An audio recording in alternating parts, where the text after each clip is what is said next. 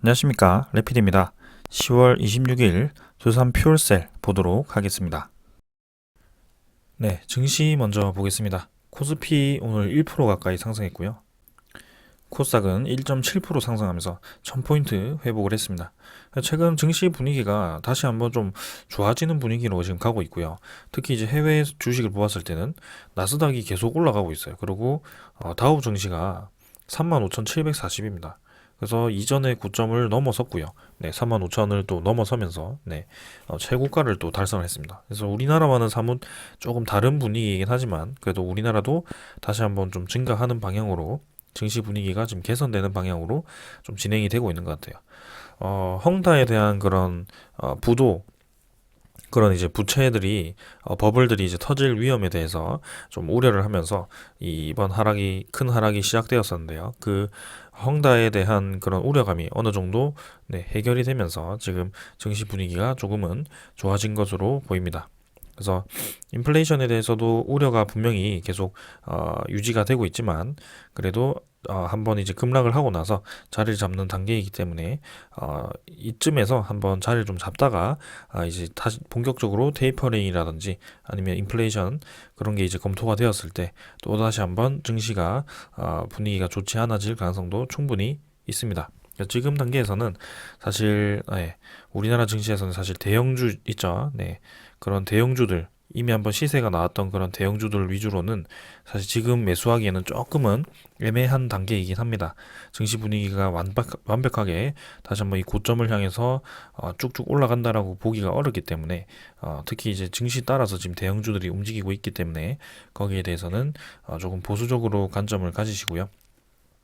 지금 이제는 성장주에 대해서 내년에 올해보다 내년이 더 좋은 그런 주식에 대해서 발굴을 하고 거기에 대해서 투자를 하는 것이 맞다라고 보고 있고요. 그 다음에 이제는 11월이기 때문에 11월, 12월 이 배당금을 주는 배당주들, 고배당주들 위주로 또 투자를 노려보셔도 좋을 것 같습니다. 그 다음에 또 있는 것은 이제 MSCI에 대한 이슈, 여기 이제 편입되는 한 3, 4개 정도의 종목에 대해서 이제는 11월 10일까지 또 이제 그게 발표가 될 거기 때문에 그 전부터 이제 시세가 한 번씩 나올 가능성이 큽니다. 그래서 그것도 한번 고려를 해보셔도 좋을 것 같고요. 이제는 이제 증시 분위기가 좀 애매해지고 마냥 이제 이 분위기 따라 이 대상승을 겪을 수 없는 그런 위치이기 때문에 우리도 이제 전략을 가지고 노림수를 가지고 그런 투자를 좀 해야 됩니다. 그런 상황입니다. 그래서 만약 이제 분위기를 맡기고 뭐 어느 거나 사도 다 올라가는 그런 장은 이제 끝났다라고 확실하게 말씀드릴 수 있을 것 같고요.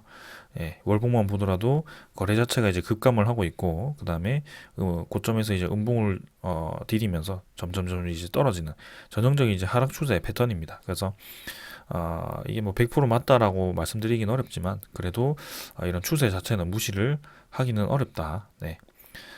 그래도 최근에는 이제 외국인 기관이 좀 매수를 해줍니다만 외국인 투자자가 지금 보시면 크게 나갈 때는 크게 나가고 들어올 때는 엄청 조금씩 들어옵니다. 그래서 사실 뭐 이렇게 매수를 연일 하는 것처럼 보이겠지만 이 10월 달 들어가지고 매수량이 별로 되진 않습니다. 그래서 결국에는 지금 우리나라 증시에서 좀 이제 기관 투자자 수급으로 조금 받쳐지는 듯 그것도 이제 금융 투자가 좀 들어와줘서 이게 받쳐지는 것처럼 보이겠지만 다시 한번 또 증시 분위기가 좋지 않아졌을 때는 또 와장창 무너질 가능성이 충분히 있다. 지금 거래량이 없는 채로 또 반등을 했기 때문에 거기에 대해서도 경계할 필요가 있다. 계속 그렇게 조금 이제 부정적으로 말씀을 드리겠습니다. 그래서 코스닥도 아직 고점 가려면 멀었고요. 뭐 V자로 올라가지고 지금 자리를 잡고 있지만 결국에는 이 거래가 투심이 계속해서 얼어붙어 있는 그런 상황이다. 네, 그렇게 보시면 되겠습니다. 그래서 환율 보게 되면 환율이 지금 계속 하락하죠. 네, 증시 분위기가 좀 개선되고 그런 이제 환율이 조금 이제 조정을 받다 보니까 우리나라 증시도 같이 한번 반등을 하는 모습이고요. 61선 패턴이 그래도 깨졌습니다. 환율이 다행이고요. 네, 이 정도에서 고환율로 쭉 바로 다이렉트로 진입하기보다는 한번 이제 숨고르기를 하고 다시 한번 추세를 이어가려고 하는 것 같습니다. 그래서 월봉 입장을 본다면 사실 이렇게 뭐 쭉 다이렉트로 올라간 적은 사실 별로 없습니다. 그래서 한번 좀 오르면 좀 조정을 받았다가 또 올라가면 받았다가 뭐 그런 식으로 차곡차곡 이제 올라가는 그런 움직임이었기 때문에 결국에는 네, 증시도 이렇게 하락을 멈추고 있는 것 같지만 이렇게 환율이 잠깐 내린 것처럼 다시 한번 환율이 올라가게 된다면 또 이렇게 증시 분위기도 하락을 할 가능성이 크다. 지금은 금리 인상에 대한 방향을 잡고 있기 때문에 그런 식으로 진행될 가능성이 충분히 있다라는 거죠. 그래서 지금 미국 국채금리 10년물 이제 보게 되면 뭐 1.6%대로 계속 유지를 좀 하고 있는 것 같은데, 네, 채권 수익률입니다. 1.624%로 그래도 어느 정도 금리 인상률이 조금은 멈췄죠. 채권 수익률이. 그래서 다행이고요. 이 고점을 이제 쉽게 뚫어버리면서 쭉쭉 올라가 버리면 이제 증시 자체가 굉장히 부담스럽기 때문에 또 크게 하락할 가능성도 충분히 있다. 일단은 네, 지금 분위기는 유럽 증시, 미국 증시, 뭐 한국 증시 전부 조금 이제 반등 조짐이 보이고 있는데요. 우리나라 증시는 하지만 V자로 완벽하게 반등하기는 어려울 수밖에 없는 그런 상황이다. 그래서 조금은 반등을 하더라도 노림수를 가지는 그런 투자가 필요한 시점이고, 마냥 이제 증시 분위기에 따라 움직이기는 어렵다. 그렇게 결론을 내리겠습니다. 자, 오늘 이 정도로 보고요. 종목 보도록 하겠습니다. 네, 두산 퓨얼셀 보겠습니다. 3,600원 상승해서 54,500원이죠. 그래서 오늘 7% 가까이 상승하면서 꽤 많이 상승을 했습니다. 시간의 가격은 조금 하락을 했는데요. 일단 두산 퓨얼셀 같은 경우는 이전에도 한번 리뷰를 했던 적이 있는 종목입니다. 네, 꾸준히 이제 간간히 제가 살펴보곤 하는데요. 크게 이제 보았을 때는 주가가 어느 정도 많이 수렴을 하고 있는 그런 상황이죠. 그래서 최저점이라고 한다면 이제는 38,000원 정도를 최저점으로 딛고 주요한 이 주가들이 전부 4만원 뭐 후반대라든지 이 5만원 사이에 좀 갇혀 있는 그런 모습입니다.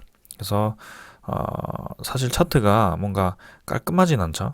네, 움직임 자체가 깔끔하진 않지만 241선 자체 아니면 21선, 5일선 이 이평선들이 모두 한 곳에 집중화되어 있다는 겁니다. 이 말이 무슨 말이냐 하면은 주가가 240일 동안 거의 이 구간에 평균을 했을 때 이 구간에 머물러 있었다라고 얘기를 하는 겁니다. 그래서 그만큼 지금 두산 퓨얼셀이 단기적으로나 장기적으로나 이 5만 원대에 주가가 많이 수렴을 하고 있구나라고 생각을 하시면 될 것 같고요. 이제는 네, 어느 정도 이 레벨업을 할 때가 좀 다가오고 있다라고 좀 생각이 됩니다. 그래서 두산 퓨얼셀 같은 경우는 사실 월봉으로 보았을 때는 한번 아주 큰 대상승이 있었습니다. 그래서 수소 연료전지가 그렇게까지 이제 관심을 받지 못할 때 7,000원대에서 아주 거의 뭐 9배 가까이, 네, 8배 9배 가까이가 상승해버리는 아주 큰 대상승이 있었는데요. 그 상승 이후에 이렇게 한참 동안 거의 1년 가까이를 이렇게 같은 가격에서 행보를 좀 했습니다. 그래서 이평선 자체가 어느 정도 지금 수렴을 하고 있는 그런 상황이고요. 거래량도 점진적으로 이제 감소를 좀 했죠. 그래서 두산 퓨얼셀이 이제 수소 연료전지, 특히 이제 수소 테마를 가지고 있고, 이 수소를 통해서 전기를 생산하는 아주 이제 핵심적인 그런 그죠? 핵심적인 분야를 투자를 하고 있기 때문에 미래 산업적으로도 굉장히 좋습니다. 유효합니다. 그래서 장기적으로 보았을 때는 꾸준히 이제 성장을 할 수 있는 그런 소스가 있기 때문에 관심을 가져볼 만한데요. 한번 이제 요때 좀 잘 가다가 한번 이렇게 무너진 것이 생각보다 이제 수소 연료 전지에 대한 그런 실적이 좋지 않았고, 그런 실망적인 그런 수급으로 그렇게 좀 하락을 했었습니다. 근데 거기에 대한 이제 우려를 딛고 다시 한번 3분기부터 좀 실적 회복세로 다시 돌아섰고요. 올해는 이제 5천억 매출을 목표로 하고 있죠. 그래서 내년까지는 이제 조 단위의 매출까지도 좀 노려보지 않을까라는 생각입니다. 자, 그래서 지금 투자자 수급을 보게 된다면 지금 외국인이 오늘 대량 매수를 좀 했고요. 최근 들어서 외국인 투자자라든지 기관 투자자가 조금 전체적으로 이 두산 퓨얼셀을 좀 매수를 하고 있는 듯한 그런 모습입니다. 그래서 지금 60일 기준으로 이 수량을 보았을 때는 외국인 기관이 합쳐서 이제 360만 주, 370만 주 정도를 순매수를 했고요. 개인은 다 매도를 해버렸죠. 자, 그래서 이렇게 60일이라는 것을 보십시오. 이 60일 동안의 평균 가격을 보게 되면 요 정도입니다. 요 정도 구간에서 기관과 외국인은 그죠? 200만 주, 370만 주를 매수를 했고 개인 투자자는 370만 주를 매도를 했다라고 보게 되는 거죠. 자, 그럼 좀 더 생각을 해볼까요? 그러면 이제 이렇게 고점이 왔을 때 작년 7월 달부터죠. 거의 뭐 작년 7월 1일부터 보시면 되겠습니다. 그 7월 1일부터 지금 줄곧 이 저점을 38,000원 정도를 딛고 그리고 고점은 65,000원대를 딛고 이 241선 평균선을 했을 때는 평균 가격이 거의 5만원대인데요. 그동안에 이제 수급을 간단하게 이제 보게 되면 자, 미리 준비를 좀 해놨습니다. 그래서 1년 가까이 지금 수급은 외국인 합계가 누적 470만 주, 기간이 270만 주 매수고요. 그래서 총 이제 740만 주 정도가 매수가 되었습니다. 그럼 나머지는 이제 다 개인이 매도를 했습니다. 그래서 연기금 같은 경우도 이렇게 두산 퓨얼셀에 대해서 꾸준히 매수를 했었고요. 중반부터 해가지고 꾸준히 이제 모아가는 과정이죠. 그래서 이렇게 좀 세력들이 천천히 주가를 이제 횡보를 시키면서 모아가고 있는 것이 보이잖아요. 그래서 주가가 수렴을 하면서 어느 정도 거래량이 실리기 시작했을 때는 분명히 이제 큰 움직임이 있을 거라고 생각이 되고요. 거기에다가 이제 뭐 수소 연료 전지 시장이 커진다라든지 그런 좀 좋은 주가를 올리기 좋은 소스가 붙었을 때는 거의 이제 날개를 달아서 올라가는 그런 경우도 있습니다. 그래서 지금 두산 퓨얼셀은 저는 충분히 관심을 가져볼 만하다라고 생각이 들고요. 뭐 지금 얘기를 한다고 해서 바로 매수를 뭐 하라고 말씀드리는 건 아니고요. 어느 정도 이제 눌림목이 오면서 이렇게 항상 이제 매수를 하실 때는 이렇게 떨어질 때 떨어지면서 눌림목을 주고 반등을 시작할 때 그때 좀 매수를 해보시는 게 좋습니다. 그래서 이런 지지 라인도 한번 그어 보시고요. 그런 식으로 진행을 하면 좋을 것 같고요. 이 수소 연료 전지는 꾸준히 이제 시장이 커질 가능성이 크다라고 생각이 들고요. 그 다음에 두산 퓨얼셀 같은 경우는 지금 이 시가총액이 3조 5천억 원입니다. 3조 5,900억인데요. 600억이죠. 그래서 왜 제가 시가총액을 말씀드리냐면 최근에 이제 MSCI 관련해서 제가 LNF를 말씀을 좀 드리고 있는데요. 그죠? 이 LNF가 이제 시가총액이 6조 이상이 되고 그 다음에 거기에 대한 비중이 이제 증가를 하면서 MSCI 편입이 유력해졌다라고 말씀을 드리고 있는데 두산 퓨얼셀이 지금 만약에 여기서 7만 원대라든지 뭐 그렇게 레벨업을 했을 경우에는 이 MSCI 편입도 유력해지게 됩니다. 그래서 지금 올해는 사실 어려울 수 있겠지만 내년이라든지 분명히 그런 두산 퓨얼셀 이 주가가 갑자기 탄력을 받는 뭐 그런 이 시기가 한 번은 올 거라고 좀 생각이 들고요. 그래서 연료전지에 대한 그런 실적이 꾸준히 이제 성장세를 이어가는지에 대해서 좀 주목을 해보는 것도 좋겠습니다. 자, 그래서 실적은 지금 작년 3분기, 4분기 기준으로 매출액이 1,500억 이상으로 나왔는데 영업이익도 잘 나오다가 이제 4분기부터 해가지고 조금씩 감소세를 띄었죠. 그래서 올 2분기까지 좀 시장이 침체되어 있다가 지금 3분기부터 다시 좀 살아나는 그런 분위기입니다. 그래서 올해 전체적인 실적은 사실 뭐 기대치만은 못하지만 이렇게 실적이 감소를 하다가 다시 한번 증가를 하기 시작한 이 포인트가 저는 중요하다고 생각을 하고 있고요. 그 과정에서 지금 이 매직 구간에서 그죠? 매직 구간이죠, 사실. 이렇게 횡보하는 구간에서 개인만 700만 주 이상을 매도를 한 상황이다.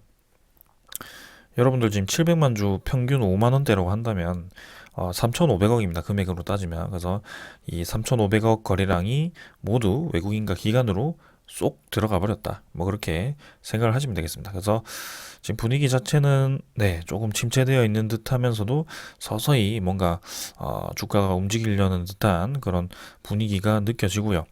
지금 뭐 세계 최대 신인천 수소 연료전지 발전소 준공이라든지 이런 이제 우리나라의 대규모의 그런 발전 단지를 이제 두산 퓨얼셀이 또 이렇게 투자를 하면서 짓고 있기 때문에 두산 퓨얼셀이 PAFC라는 연료전지를 또 58.96메가와트급으로 또 이제 공급을 했다라고 합니다.